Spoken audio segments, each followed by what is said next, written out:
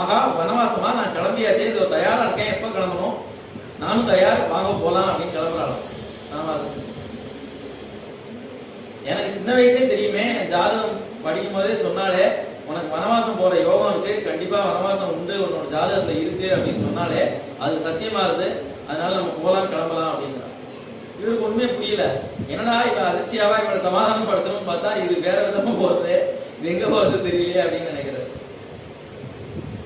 ஏதோ பக்கத்துல தோட்டத்துக்கு போறோம்னு நினைச்சியாமா, இது கடுமையான பயங்கரமான காடு, சிங்கம் புலி கரடி இதெல்லாம் இருக்கும், மிருகங்கள்லாம் இருக்கக்கூடிய காடு, ராட்சசாலாம் இருப்பா, உனக்கு பயமா இல்லையா, நீ எங்க வரேங்கிற, தெரிஞ்சுதான் சொல்றியா அப்படின்னு கேட்கிற.